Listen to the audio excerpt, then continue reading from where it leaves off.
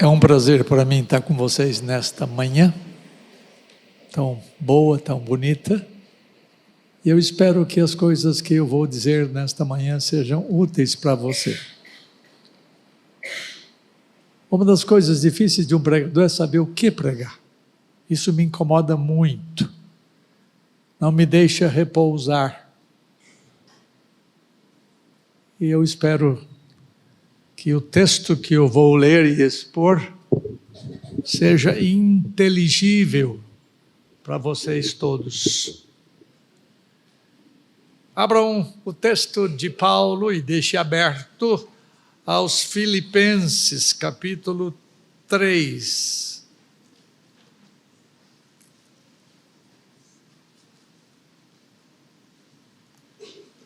Carta de Paulo à igreja de Filipos, capítulo 3. Eu quero ensinar para vocês algo que ao mesmo tempo vocês não devem ter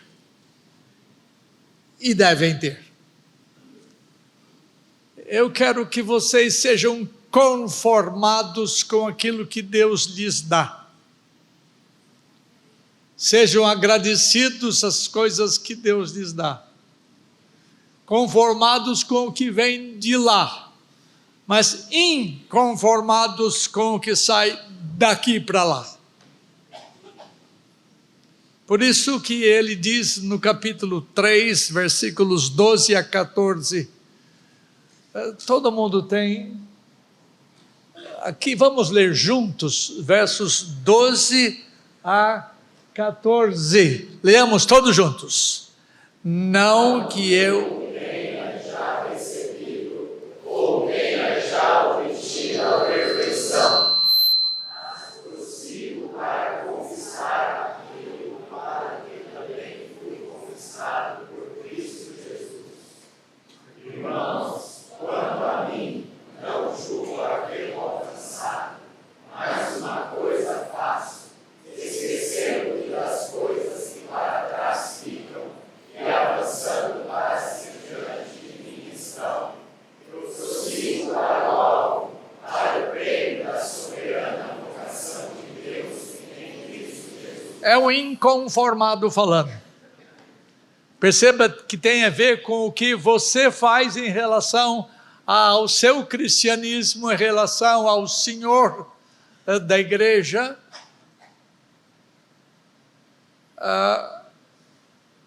Quando você lê um texto como esse aqui, vê um Paulo descontente com o que tem, ou descontente ou não satisfeito com o que faz. A primeira postura que você tem para mostrar a sua trajetória no presente, que vai redundar numa trajetória no futuro, a primeira coisa, a primeira postura é a de autoavaliação. Ele diz assim: não que eu já tenha recebido ou obtido a perfeição.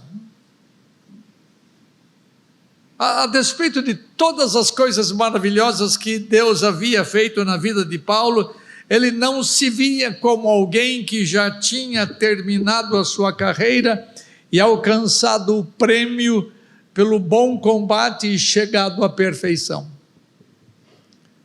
Ele ainda estava a caminho desse crescimento e ele reconhecia isso. É como se ele houvesse dito aos filipenses: eu não cheguei lá ainda. Eu tenho um longo caminho a percorrer. Com essa confissão, ele mostrou humildade a respeito da sua carreira cristã.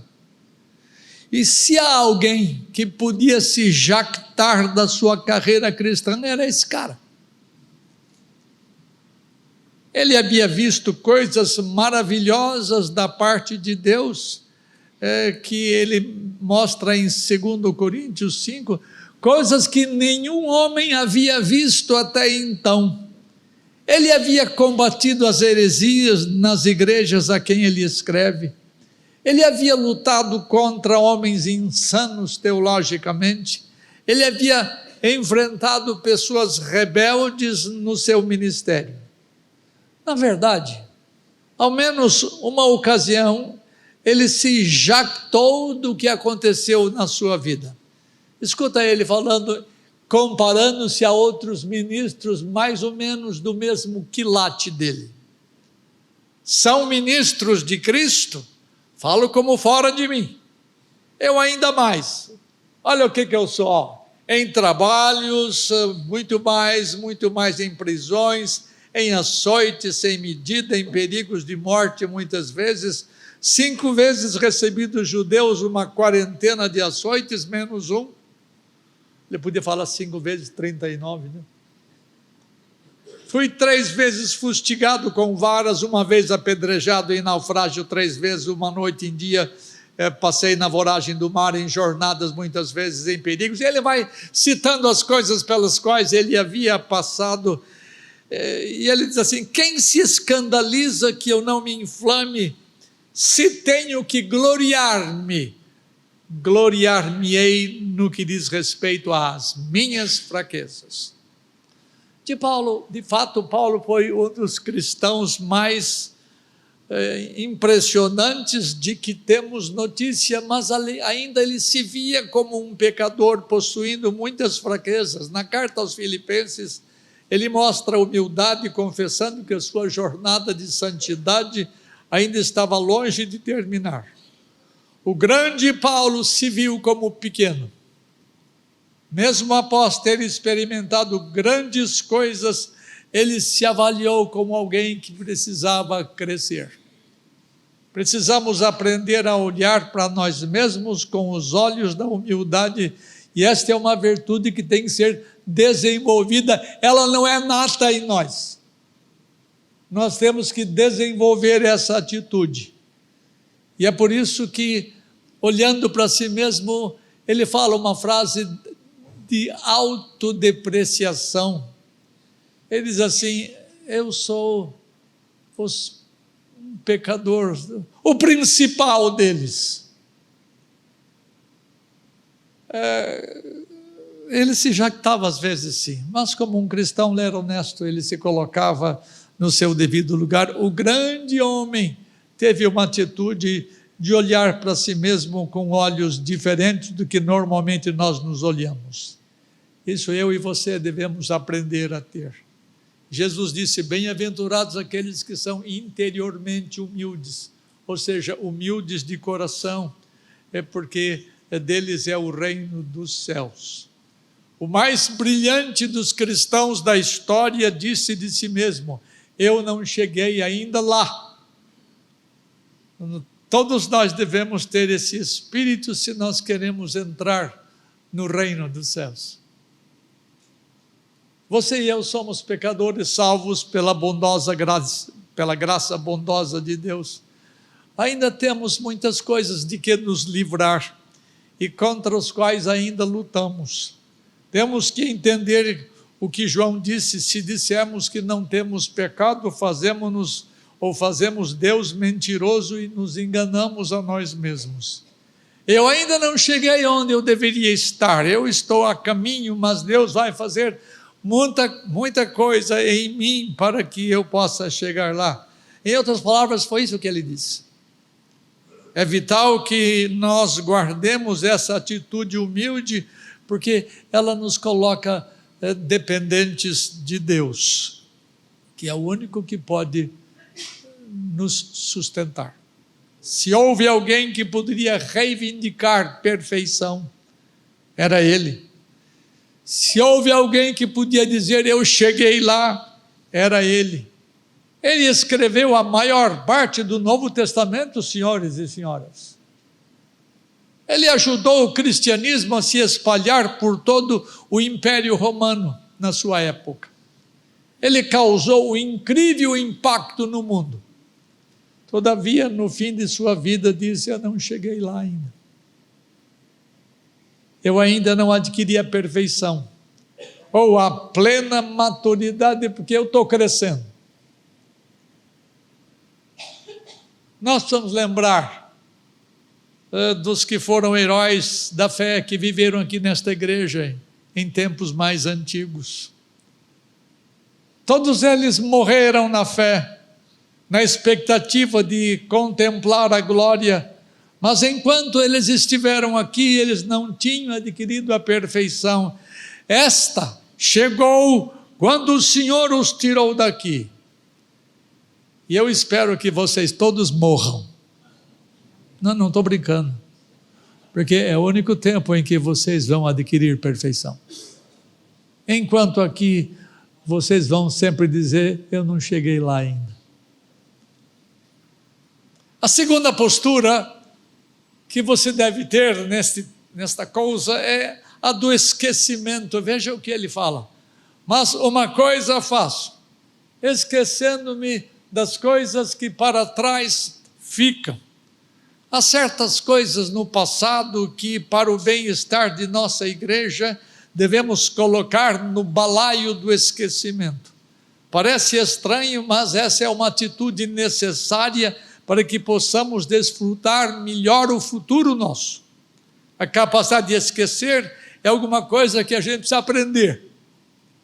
Por algum tempo na sua vida cristã, Paulo mostrou que ainda não havia crescido o suficiente por causa de algumas atitudes. Ele confiou nos rituais que ele fazia, ele confiou na sua tradição religiosa, ele confiou nas suas obras, ele confiou no seu zelo. Veja o que ele fala nessa mesma carta aí, nos versos 4 a 9 do capítulo 3. Bem que eu poderia confiar também na carne. Se qualquer outro pensa que pode confiar na carne, eu ainda mais.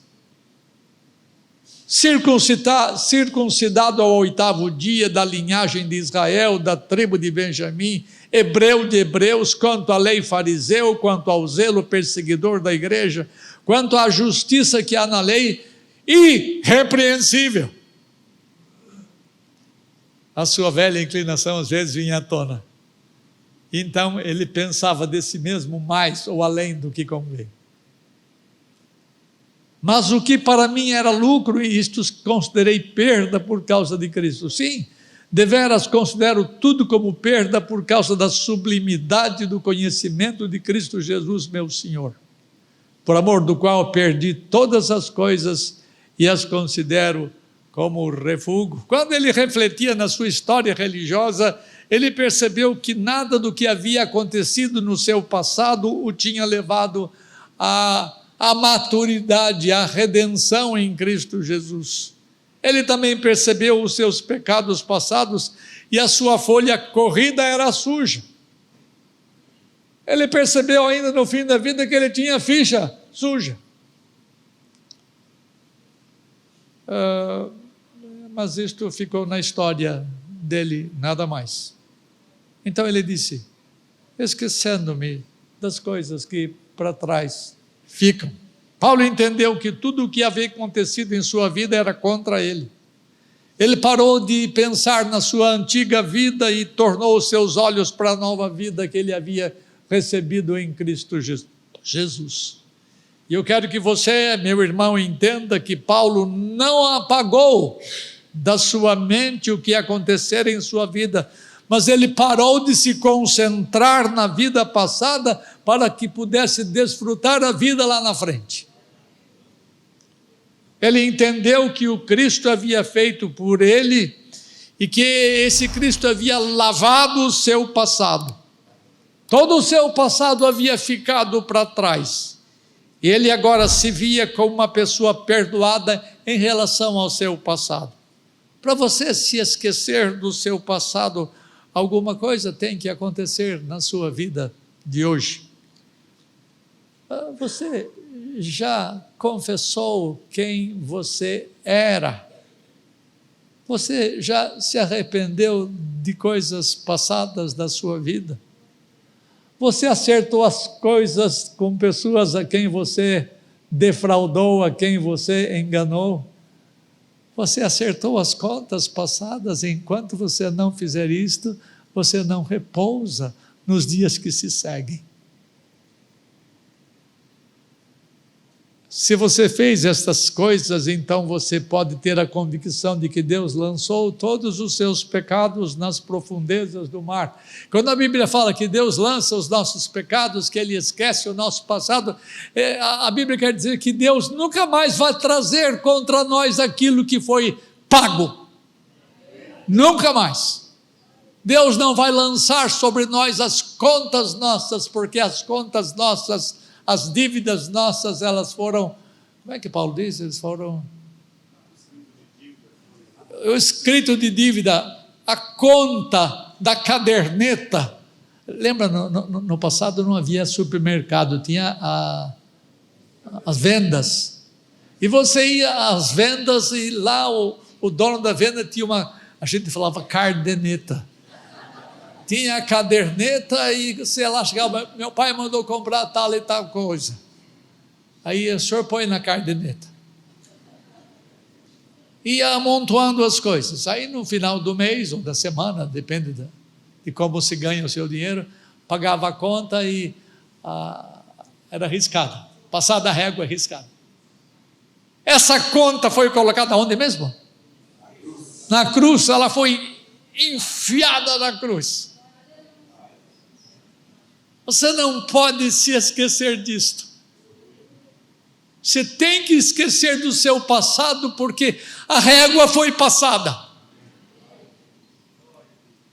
Não se esqueça das bênçãos de Deus, não se esqueça do perdão de Deus, não se esqueça dos favores que você recebeu deles, não se esqueça das poderosas obras dele, não se esqueça da escravidão de onde ele tirou você e para a liberdade em que ele colocou você.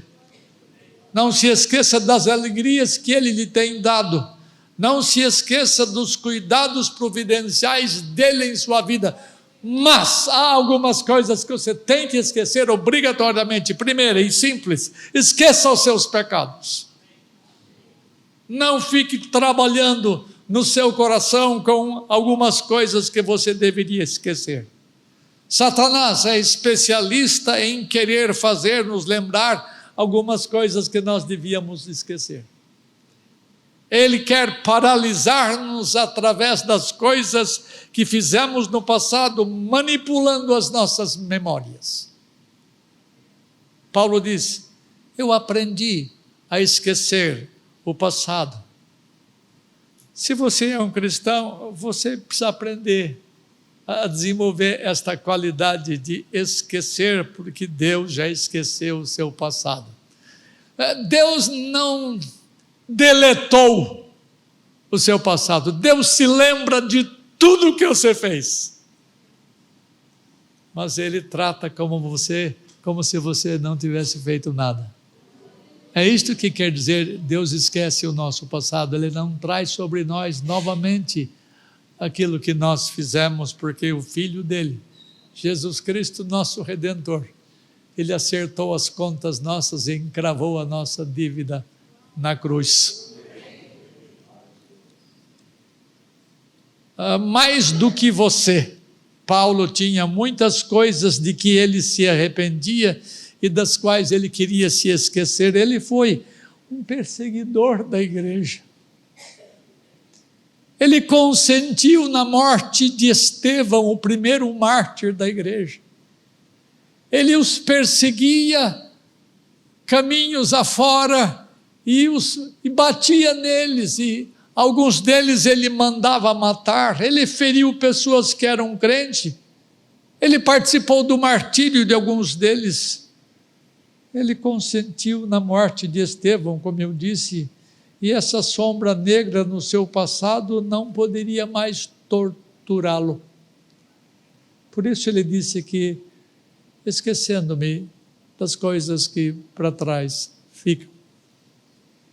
Não permita que o seu passado martirize você e você venha a sofrer por causa deles. Não estou pedindo que você apague da memória o que você fez no passado, mas que você aprenda a não sofrer mais por causa do seu passado, porque Deus limpou, Deus purificou você. Eu me lembro de um pregador, eu era ainda menino, adolescentezinho. Eu sou de Votorantim, aqui no interior de São Paulo, não tão longe daqui. Na igreja presbiteriana apareceu um pregador itinerante chamado Narciso Lemos de Almeida. Narciso, alguém já ouviu falar dele? Alguns. Narciso Lemos de Almeida era um cangaceiro, ele era amigo do Lampião. Ele cometeu atrocidades a mais não poder, e ele contava vez por outra na pregação de alguma coisa que tinha feito, e a igreja é muito curiosa. Pastor, conta mais, queremos saber mais as barbaridades que o senhor fez. Ele falava assim: eu não tenho prazer nessas coisas mais, eu não quero lembrar mais estas coisas. Há certas coisas que nós precisamos esquecer.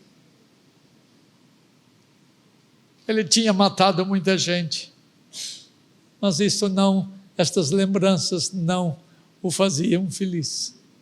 Esquecendo-me das coisas que para trás ficam. Esqueça as suas culpas passadas. Não deixe que os seus erros passados machuquem o seu coração ainda hoje. Se Deus perdoou você, há um sentido que nós precisamos aprender a perdoar a nós mesmos. As suas culpas passadas não podem fazer você parar de caminhar. O pecado é uma realidade, mas uma vez que você foi perdoado, a sua culpa ou a penalidade não pode vir mais sobre você. Você pode ainda se sentir culpado por coisas que você fez, mas esses sentimentos possuem uma base falsa. Esqueça as coisas que para trás ficam e avancem para diante daquelas que estão diante de você. A culpa é alguma coisa do passado e você não pode deixar que ela impeça o seu crescimento, o seu avanço. Terceira coisa, aos moços e a alguns velhos que estão aqui, esqueça os seus prazeres pecaminosos, especialmente os prazeres da juventude. Essa é alguma coisa que você e eu temos que aprender a esquecer. Não deixe na sua memória a lembrança das coisas pecaminosas, por que não dizer a lembrança das coisas libidinosas que nos deram prazer. E se você começar a lembrar dessas coisas, você vai ser tentado a cometê-las novamente. Os pecados ficam firmes na sua mente, mas você precisa livrar-se deles. Não acaricie na sua memória os pecados passados. Você precisa treinar a sua alma a não amar os prazeres pecaminosos de anos passados. Se você cultivá-los na sua memória, você vai fazer um grande mal à sua alma. Por isso que ele disse: esquecendo-me das coisas que para trás ficam. Mais uma coisa, esqueça os males que as pessoas fizeram. Estou pensando que está alto demais. Está muito baixo. Baixo? Esqueça os males que as pessoas fizeram. Se há uma coisa desgraçada na nossa vida, é que a gente não esquece o que as pessoas fizeram para nós lá no passado. Nós remoemos. Eu tenho na mente os pecados que famílias tiveram, e por muitos anos foram uma grande sombra na minha igreja de origem, famílias que se degladiaram, famílias que se acusavam mutuamente. Pastor, eu acho que aqui não tem esse pecado, né?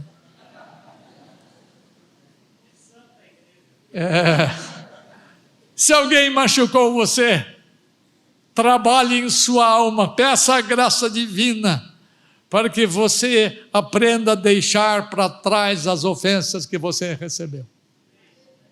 Quando você perdoa alguém por alguma coisa que lhe foi feita, isso significa uma decisão de que você não mais viverá com esse pecado na sua mente, e que você não mais olhará para aquele que lhe ofendeu com amargura no coração.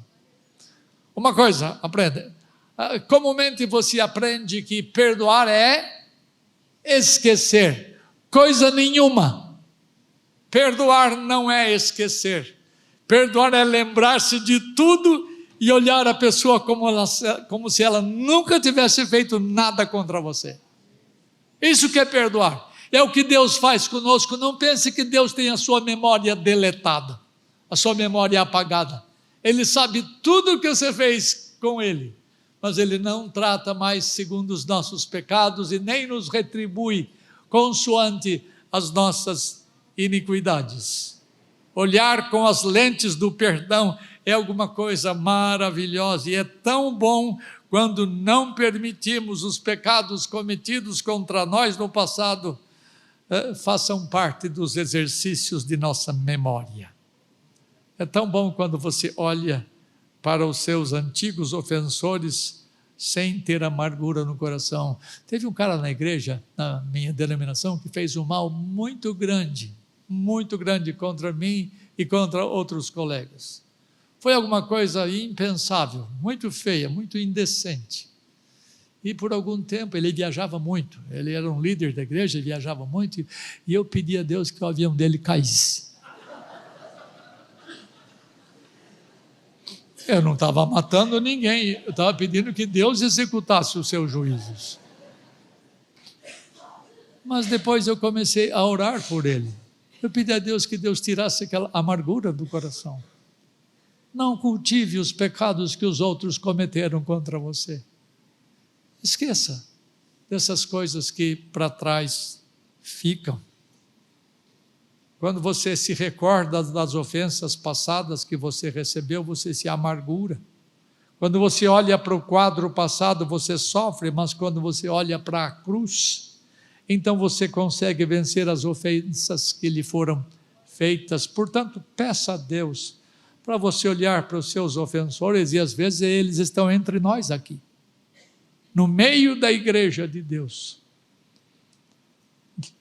Não tenha o seu futuro definido pelo seu passado.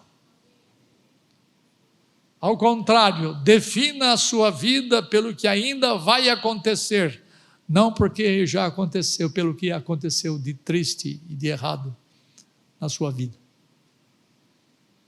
Outra coisa, há muita coisa que dizer, mas só mais uma: esqueça os seus sucessos. Semelhantemente aos seus pecados, você pode aprender a esquecer os seus sucessos.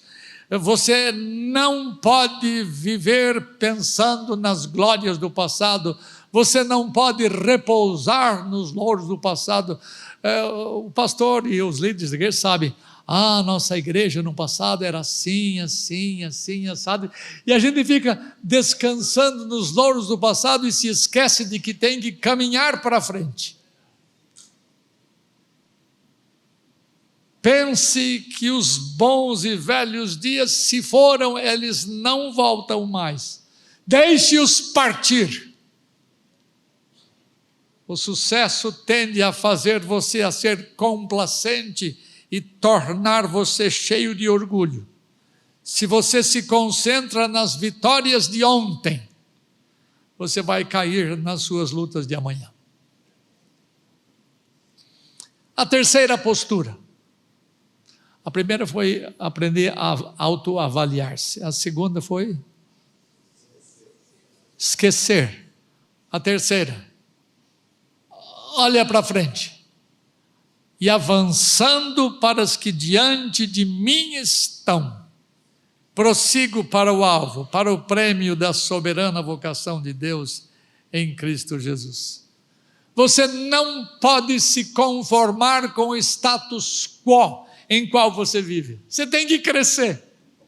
Você não pode repousar, eu já consegui tudo o que eu queria. Essa é uma ambição, santa ambição que nós temos que ter. Esquecendo das coisas que ficam para trás. Eu tenho que avançar para aquelas que estão diante de mim. Perceba, mantenha o texto aberto aí em Filipenses 3. Alguém lê em voz bem alta o verso 12b, rapidinho. Irmãos, quanto a mim não julgo havê-lo alcançado, mas uma coisa faço, esquecendo-me das coisas que para trás ficam, e avançando para as que diante de mim estão, prossigo para o alvo. Isto, prossigo para o alvo. Na parte B ainda, do 13, e avançando para as que diante de mim estão, no 14, prossigo para o alvo. Ele tem em vista crescer, desenvolver, ele não se conforma com o seu presente status de cristão. Ele havia conquistado muita coisa na sua vida cristã, mas ele não descansava nos louros do passado, ele não estava satisfeito. Ele almejava conquistar mais coisas, ele não queria perder nenhum alvo. Ele possuía esta santa aspiração, santa ambição que você e eu devemos ter. Quem lê a biografia de Alexandre, o grande imperador grego, vai entender o que eu vou falar aqui. Quem lê, entenda por que ele é chamado de o Grande. Alexandre o Grande. Ele era um homem excepcional em suas habilidades e liderança.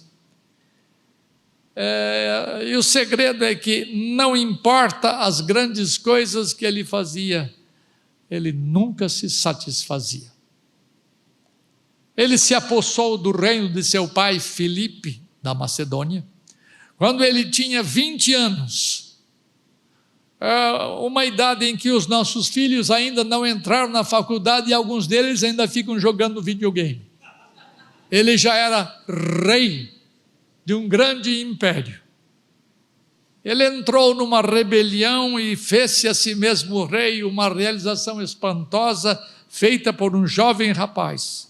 Mas não foi suficiente para ele ter o reino. Ele queria progredir, ele queria caminhar para frente e conquistar outros reinos. Assim, Alexandre o Grande invadiu o que hoje é a Turquia, que era governada pelo Império Persa, a maior nação da terra então.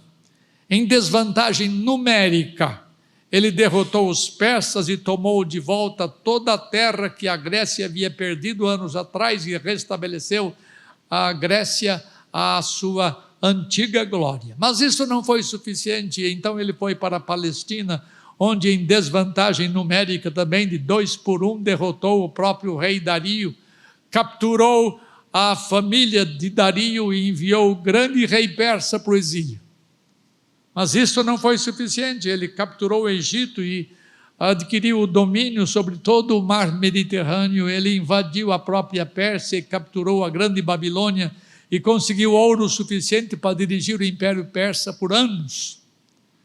E alguém disse a Alexandre que havia uma tribo que vivia numa fortaleza inexpugnável e o imperador Dario não havia conseguido vencer essa tribo colocada numa região alta, bem protegida. Então Alexandre se despertou para vencer aquela fortaleza e ele o fez. E Alexandre conseguiu ir em frente por cerca de 10 anos e ninguém conseguia detê-lo. Era imparável o cara. Finalmente ele foi até a Índia, onde pensou que era o fim do mundo, mas ele descobriu que não era. E Alexandre está pronto para continuar, mas seus homens finalmente disseram: Ale, é o suficiente, nós não queremos ir mais 10 anos, podemos voltar para ver os nossos parentes, os filhos que nós não chegamos a conhecer, ou alguns que conhecemos, mas hoje já estão moços. Deixa-nos voltar para casa. Mas Alexandre quis continuar mais e mais. Eu não vou discutir aqui o caráter moral de Alexandre. O que me interessa discutir é que ele não se conformava. Ele era sempre para frente, sempre buscando mais e mais. Não seja igual a Alexandre nesse sentido. Seja igual ao tio Paulo. Caminhe para as coisas que Deus tem reservado para você amanhã. Não nos conformemos com o status quo, mas querer crescer mais no conhecimento de Deus e de nossa redenção. é lido do profeta, prossigamos em conhecer ao Senhor. Esta é uma atitude que tem faltado a muita gente, porque a grande parte se conforma com o que já conseguiu e não caminha para frente. Muitos dizem que eu já fui batizado, para mim está ok, agora só eu espero Jesus me levar para o céu. Alguns estão realizando algum ministério, então eles pensam que já fizeram o suficiente. Eu já cumpri o meu dever. E se acomodam pelo resto de suas vidas. Aqui na igreja tem gente assim, não? Outros podem ler suas Bíblias, orar toda manhã, e assim eles pensam, estou ok com Deus. Já fiz minha devoção, eu estou me sentindo bem, mas eles nunca crescem. Assim muitos perdem a sua ambição espiritual, e eles se contentam com o pouco e pensam que é muito. Irmãos, alguns servem a um Deus pequeno, mas nós servimos ao Deus único, nós servimos a Jeová, ou a Yahweh, ou a Javé. Já diz que os anjos de Deus exultam quando veem as luzes das estrelas dos céus. E Jeová, com a palavra do seu poder, fez com que 300 bilhões de galáxias surgissem do nada. Esse é o Deus da Escritura, esse é o Deus e Pai de Jesus Cristo. E Jesus Cristo participou de todas as coisas que vieram a existir. Nós servimos a um Deus que programou todos os complicados DNAs em nossas células, que mesmo os cientistas ateus hoje em dia, um a um, estão começando a dizer que deve ter uma mente suprema por detrás de todas essas coisas. Essas coisas não podem ter acontecido por acidente. Ele é o nosso Deus. Não se contente em conhecer pouco sobre Ele. Mergulhe a sua cara na palavra de Deus para que você possa conhecê-lo mais profundamente. Sempre Ele vai ultrapassar o seu conhecimento. Você nunca vai exaurir Deus, mas cresça no conhecimento dEle. Cultive esta santa ambição. Não se conforme com o que você já tem. Caminhe para frente e para o alto. Esta igreja precisa ir à frente. É uma igreja grande, bela, formosa. Essa é uma atitude necessária para uma igreja que quer ser próspera e santa. Não se contente com o que você já tem, ande para frente, para o alto. Procura o prêmio do chamado soberano. O prêmio da soberana vocação. Eu não tenho tempo de falar nisso. Mas é para esse lado que Paulo caminhava. Não se conforme com a sua situação espiritual. Ouse caminhar mais. Ouse ter coisas mais da parte de Deus para o seu bem, para o bem-estar desta comunidade. É centenária já, pastor? Quase. Não se conforme com o que você tem agora, caminhe para as coisas que estão diante de você. Seja um cristão com santas ambições. Há um sentido que se deve se contentar com o que vem de lá, mas não se contentem com o que você faz daqui para lá. O que constitui a sua identidade? Lembre-se de que você precisa se lembrar e aprenda a esquecer do que você precisa se esquecer. Há um sentido em que você não deve olhar para trás. Você não pode dirigir um carro olhando o tempo todo no retrovisor.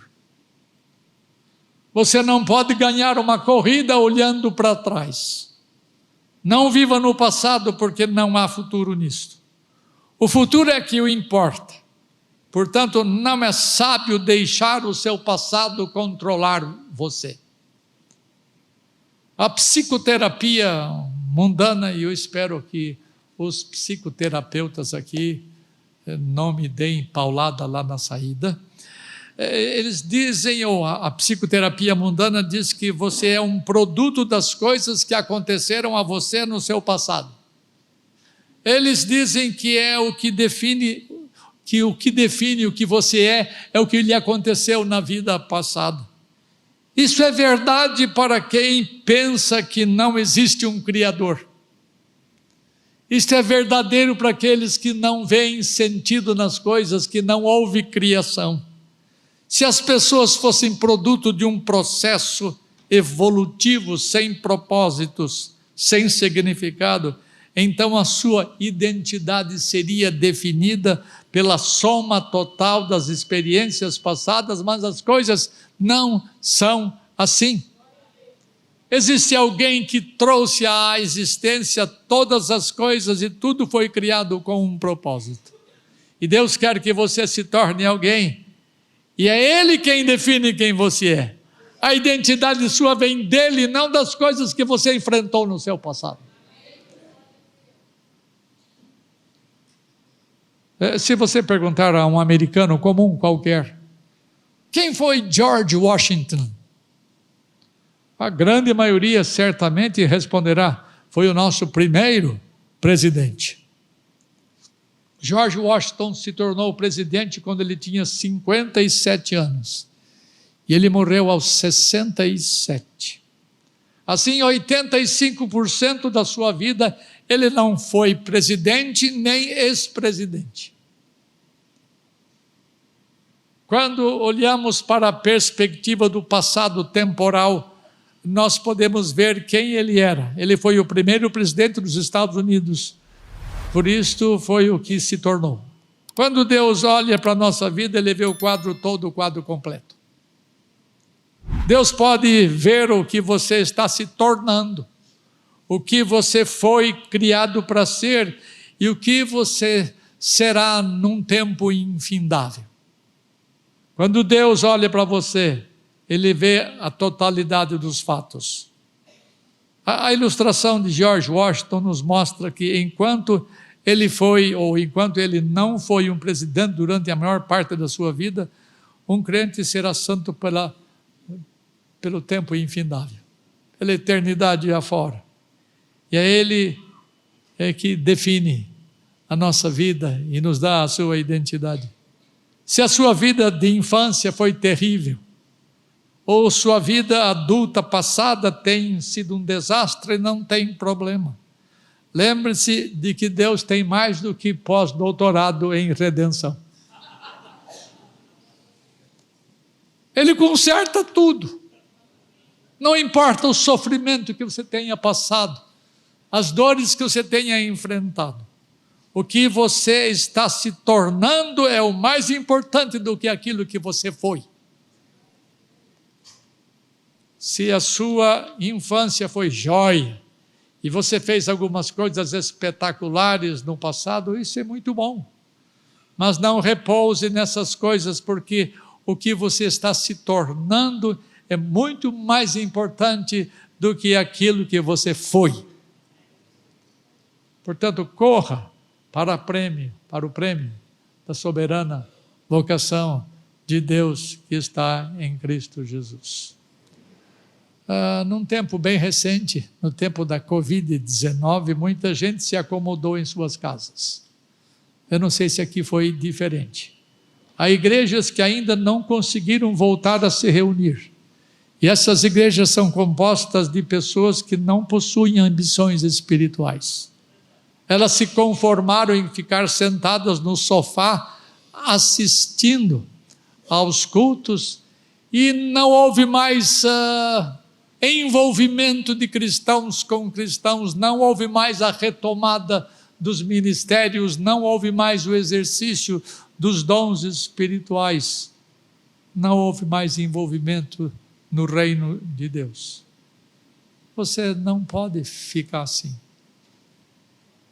Você tem que ter uma atitude de andar para frente na sua vida cristã e não ter uma atitude de adornamento, ou seja, uma atitude de acomodação.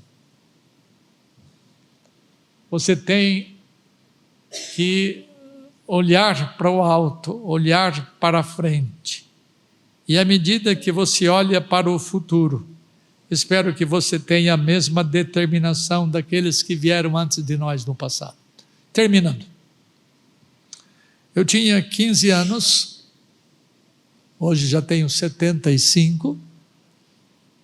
E num dia triste, alguns de vocês se lembram, de 23 de novembro de 1963, houve o assassinato do famoso presidente americano John Fitzgerald Kennedy. E foi um dia muito triste. Se você provavelmente não sabe que nesse dia, nesse mesmo dia, em 23 de novembro de 63, um outro homem famoso morreu. Os jornais fixaram a sua atenção, as suas notícias na morte do ex-presidente americano. Mas a mídia não mencionou sequer a morte de um outro grande homem chamado C.S. Lewis. Morreu no mesmo dia de Kennedy. E a mídia não lembrou-se disto, a mídia não botou nas suas manchetes a morte desse homem de Deus. E os céus celebraram a entrada dele lá. Os homens deste mundo prestam atenção aos grandes deste mundo, mas não prestam atenção aos grandes de Deus. Lembre-se das mulheres desta igreja, dos homens desta igreja que passaram por aqui. Deem graças a Deus por eles e caminhem para frente a fim de que esta igreja seja mais que centenária, uma igreja viva e cheia da graça divina. Precisamos ter uma fé atrevida, uma fé que avança sem medo de ser impedida. Muitos tentarão obstruir o entusiasmo de vocês, mas a graça do alto será suficiente para fazer você crescer na graça e no conhecimento do Senhor. Seja Deus gracioso com vocês e os abençoe hoje e sempre. Amém.